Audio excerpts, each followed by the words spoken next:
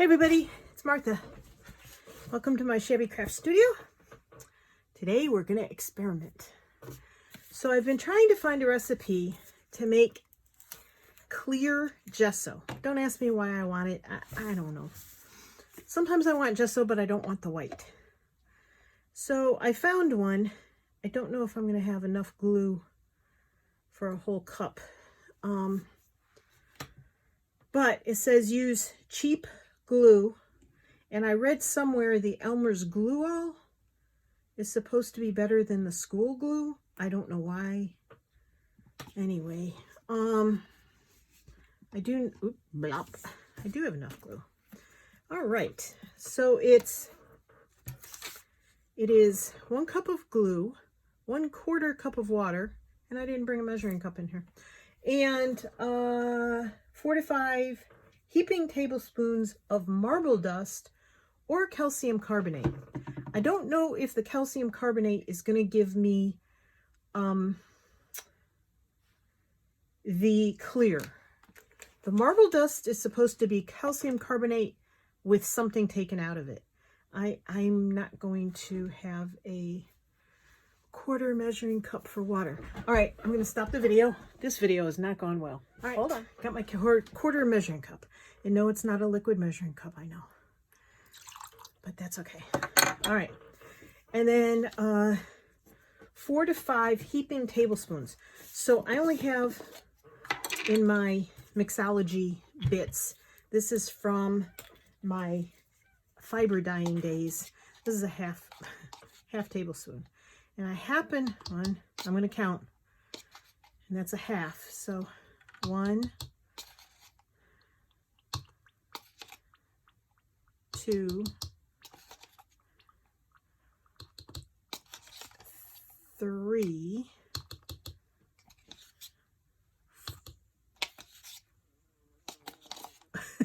4.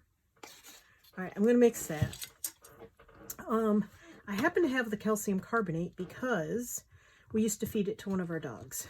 So this might make white gesso. Don't know. The marbling dust is supposed to have whatever makes calcium carbonate white. It's supposed to have that removed. So I may just be making gesso here. But we'll see. Sure looks white to me. But I won't know until I put it on paper and let it dry, I guess. So I think I'm going to want it a little thicker than this. And I might just use this calcium carbonate to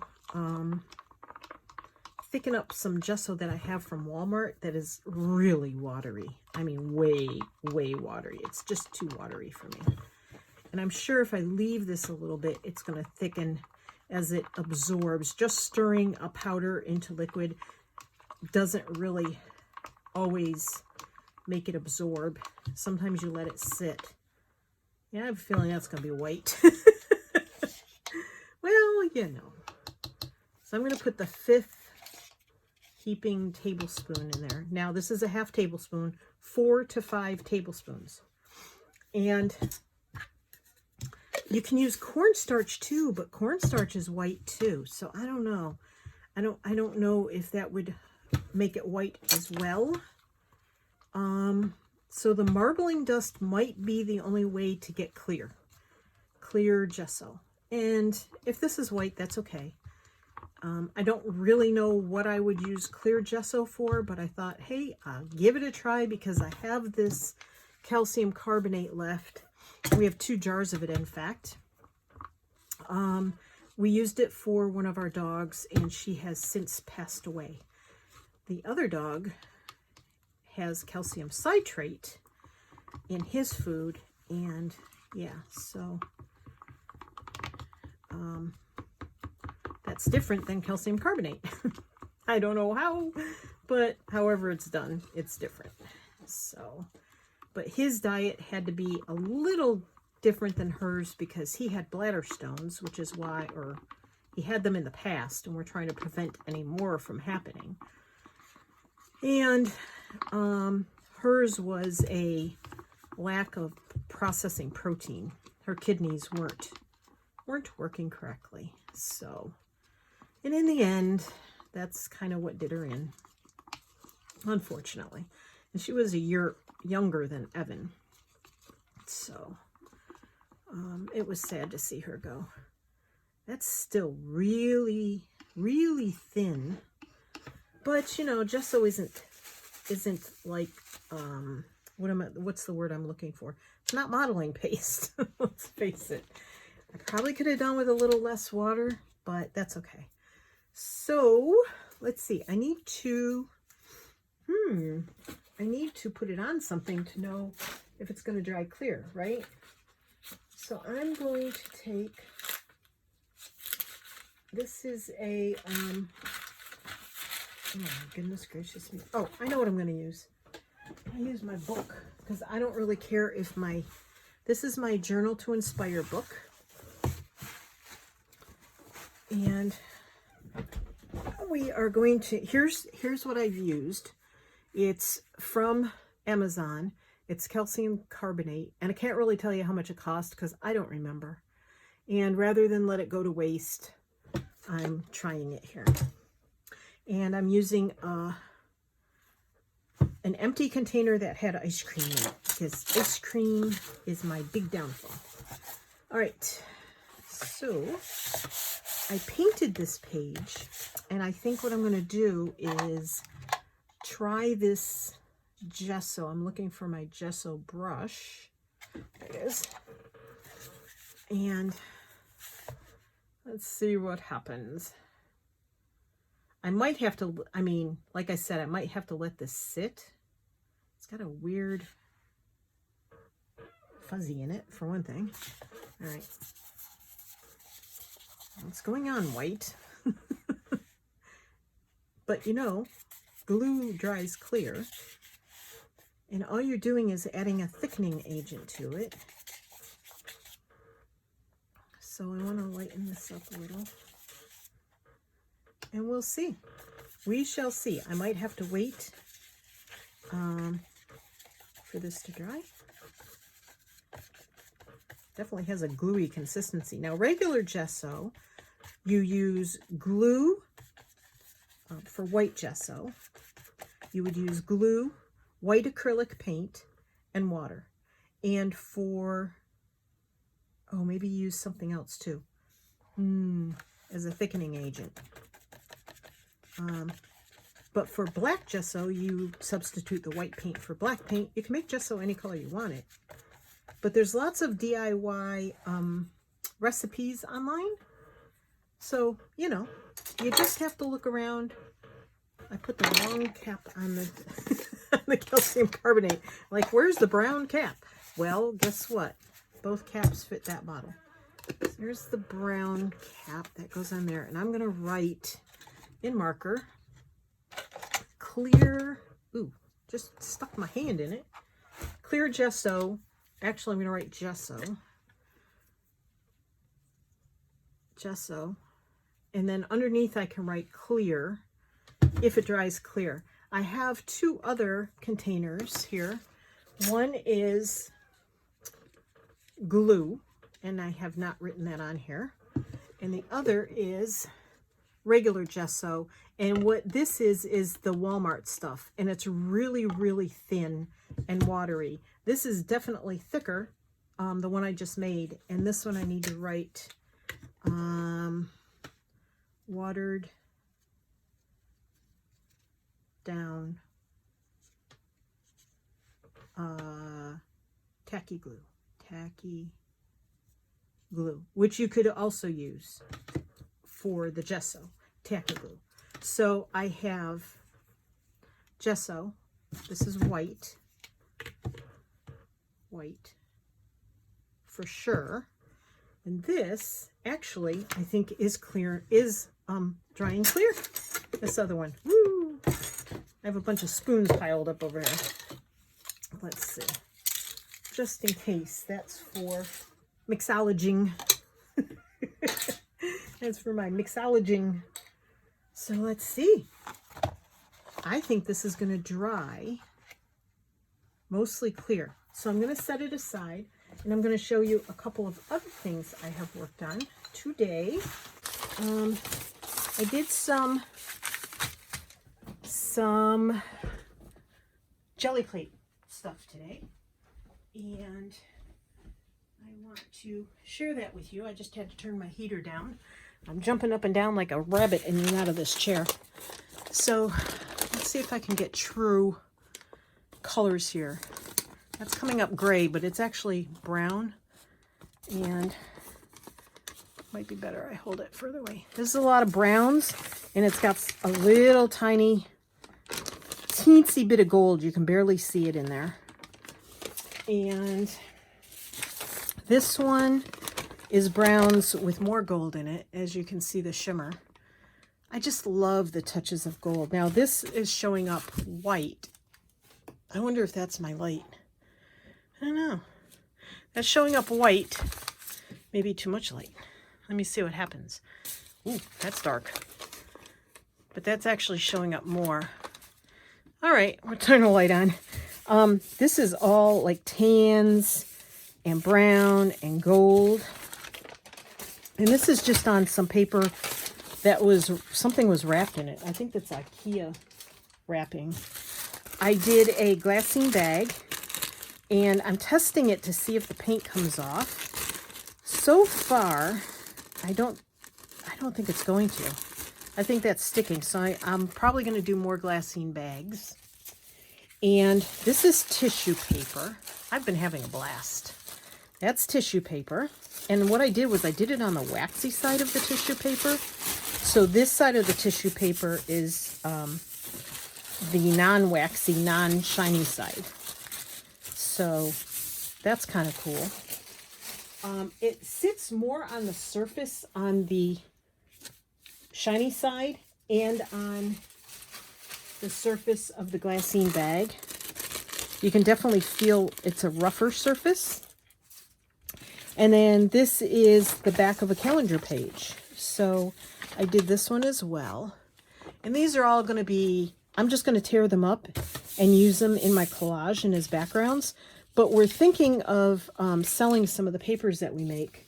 And I've got some marbled papers I want to show you too. So I'm going to go get those. I'll be right back. And I have a bunch of marbled stuff that Tony did. I did a few of them, but Tony has done probably 95% of this. And I showed some the other day, so you might see some that are duplicates. Look at this paper bag. Okay. So I didn't do the sides, which I guess I could go back and do the sides. But there's green and gold. I just think that's so pretty. It's still a little damp on that corner. And then this is a brown paper bag. And again, green and gold. We had to use up what was in the... and some more green and gold. There was a bubble there, but I figure when I use these in journals, I'll probably cover that up anyway. And I didn't do this side, so these are going to go back downstairs, and we're going to do the sides of the bags and the backs of the envelopes. So this is a paler version of the green and gold. And that's an even paler version, because once you dip something, you can go back and dip in the paint that's left. So it's like a ghost print. And there's some purples. And that's a ghost print of this one. So I just wanted to experiment. I love the feel of these when they're done. So we did some 3x5 cards. These are cool because the lines go this way. But as you can see, they were already tea dyed. So these are fun. Tony did these. Look at the little heart. There's a heart in that one. I have a thing for hearts, so.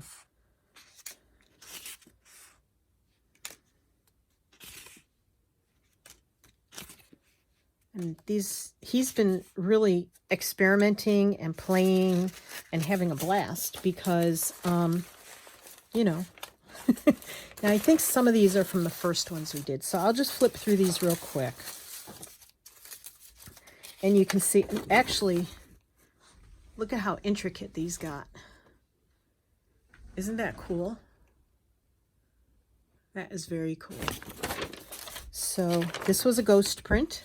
So it was a second take on whatever was left in there. Look how intricate these got.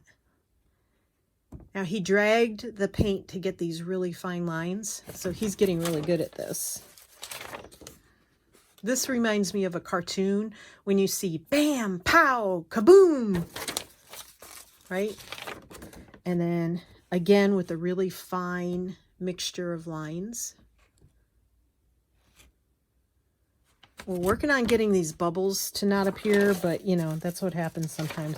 We're also working on these lines not appearing, and we saw a video this morning, and we think we know what's causing that. Very simple, but very pretty.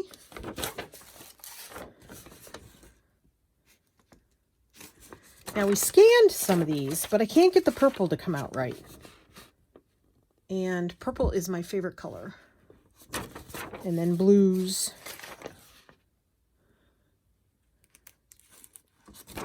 So we've ordered more supplies, and we're going to try to avoid these lines here, but I think sometimes it's just part of the printing.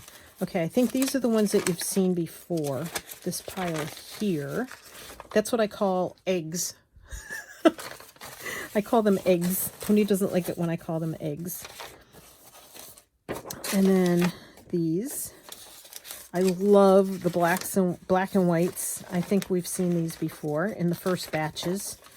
These were parts of the first couple. And when you rinse them, sometimes that happens, unfortunately. But I can still use this paper.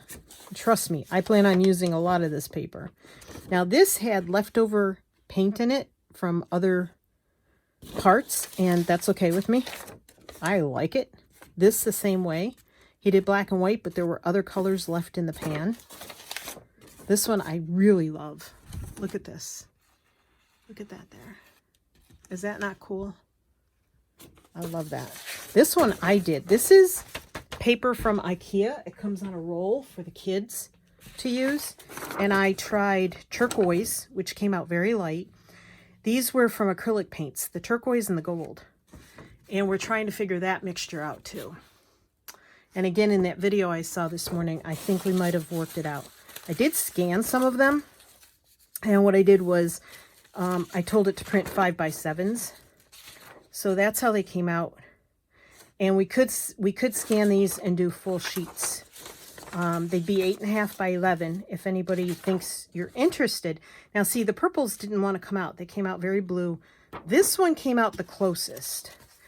But it's a lot of editing and figuring out the printer to tell it what paper to print on. And you'd be amazed if you change what type of paper you're printing on, how they come out, the difference. So these are all from scans. And they did, see, this one's much bluer. So I had to do a lot of photo editing, and that one's even bluer. That looks purple next to it, but that's the purple it's supposed to be. So I don't know if we would do the scanned, if we would sell the scanned purple ones or not, because everybody might have problems printing those out. This is the original. And that was what I got from the scan, but you can see that the white isn't as white as in the original. So these are the purples, and those are the ones I had the most trouble scanning. Not scanning, but printing. Scanning went fine. It's the printing. So here's some more of the prints of like these, which are the originals. Now, we're thinking of selling the originals, some originals, if they come out well. And we're thinking of selling some as digitals. I love the black and whites. They really pop. So I don't know if anybody'd be interested. Now, this is legal size paper, so it's 8.5 by 14. And this would, where's my book? It's drying somewhere. Here it is. So that did dry clear, mostly. Doesn't have very much white in it, and it's more gritty than it was. So that's interesting. So this would, see, you could, now height-wise it's a little shy, but it would cover, if you wanted to do both inside covers of that, it would cover that way. Or you could do two separate pieces and do it this way. Do one there and one there. So I like the 8.5 by 11s as originals. Mailing them might be tricky because I wouldn't want to fold them. Now these are the brown ones, and that's how they scanned. And I really like those too. So an 8.5 by 11 of that would be, you know, really pretty. And these are on brown. This is Amazon wrapping paper that came in one of my Amazon boxes. I don't get wrapping paper very often in an Amazon box, but I had fun with it. So these actually have perforations there. So I wouldn't sell those as originals. But, you know, if you think you'd be interested in some original marbled paper, we're going to keep improving our methods. And, you know, I would even sell packs with like 3x5 cards, some envelopes, some paper bags, and some original sheets of the papers. So there's all that. So most of it dried clear. It has a very faint white tinge to it, but I'm happy with that. It's not as thick white as white gesso. So yeah, I am very happy with that. Look, I marbled on tissue paper, but it tore to shreds but it's pretty. So that's it for me for this video. I'll be back with some more ideas for you because this year is about inspiring you. And I'm glad you joined me. Thank you so much. Love you all. Thanks for joining me. See you on the flip side. Happy crafting.